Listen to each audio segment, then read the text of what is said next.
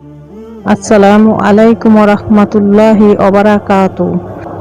সুপ্রিয় দর্শক বন্ধুরা, আশা করি আল্লাহর রহমতে আপনারা সকলেই ভালো আছেন।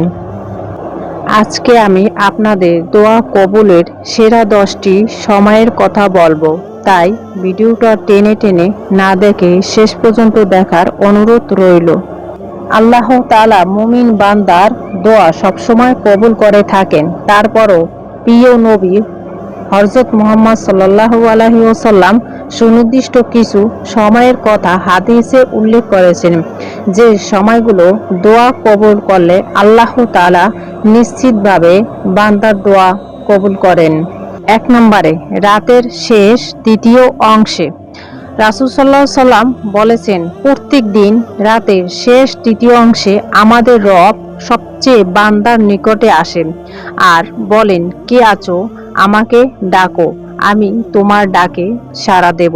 কে আছো, আমার কাছে চাও, আমি তোমাকে দান করব।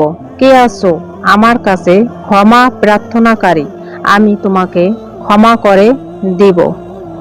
2 নম্বর, আজান ও ইকামতের মধ্যবর্তী সময়ে। রাসূল সাল্লাল্লাহু আলাইহি ওয়াসাল্লাম বলেছেন, আজান ও ইকামতের মধ্যবর্তী সময়ে দোয়া ফিরিয়ে দেওয়া হয় না। 3 নম্বর, জুমার দিনে। রাসূল সাল্লাল্লাহু আলাইহি ওয়াসাল্লাম বলেছেন, জুমার দিনে একটি সময় আছে, যে সময়টা কোনো মুমিন নামাজ পড়া অবস্থায় পায় এবং আল্লাহর কাছে কোনো কিছু প্রার্থনা করে, আল্লাহ অবশ্যই সেই চাহিদা পূরণ করবেন এবং তিনি তার হাত দিয়ে ইশারা করে সে সময়ের সংক্ষিপ্ততার ইঙ্গিত দেন। 3 নম্বর, সিজদার সময়ে। রাসূল সাল্লাল্লাহু আলাইহি ওয়াসাল্লাম বলেছেন, যে সময়টাকে বান্দা সবচেয়ে কাছে চলে যায় তা হলো সিজদার সময়। সুতরাং তোমরা তখন আল্লাহর কাছে বেশি বেশি চাও। 5 নম্বর, ফজরের সময়ে। রাসূল সাল্লাল্লাহু আলাইহি ওয়াসাল্লাম বলেছেন, রাতের শেষ সময় এবং ফজর নামাজের পর দোয়া কবুল হয়। 6 নম্বর, কদরের রাতে। রাসূল সাল্লাল্লাহু আলাইহি ওয়াসাল্লাম বলেছেন, যে ব্যক্তি ঈমানের সঙ্গে সওয়াব লাভের আশায় লাইলাতুল কদরে রাতে জেগে দাঁড়িয়ে নামাজ আদায় করে, তার আগের জীবনের সব গুনাহ ক্ষমা করে দেওয়া হয়। 7 নম্বর, বৃষ্টি হওয়ার সময়ে।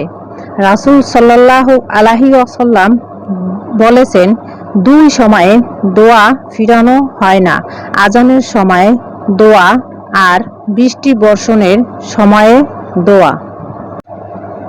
8 নম্বর, আরাফাতের দিনে। রাসূল সাল্লাল্লাহু আলাইহি ওয়াসাল্লাম বলেছেন, দোয়ার মধ্যে শ্রেষ্ঠ হলো আরাফাতের দিনের দোয়া। 9 নম্বর, জিলহজ মাসের প্রথম 10 দিনের।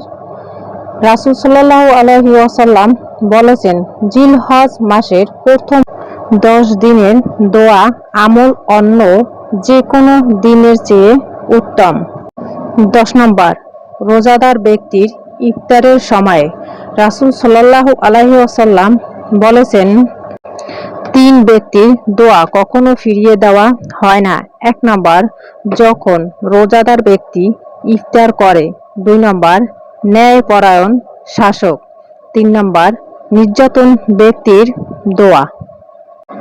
মুমিন মুসলমানের উচিত এ সময় ও দিনক্ষণগুলোতে বেশি বেশি তওবা ও ইস্তেগফারের মাধ্যমে আল্লাহর কাছে ক্ষমা প্রার্থনা করা, নিজের একান্ত চাহিদা গুলো পূরণ আল্লাহর কাছে প্রার্থনা করা। উল্লিখিত দিন ও সময়ের তওবা ইস্তেগফার সহ দোয়া করা তৌফিক দান করুন, আমিন।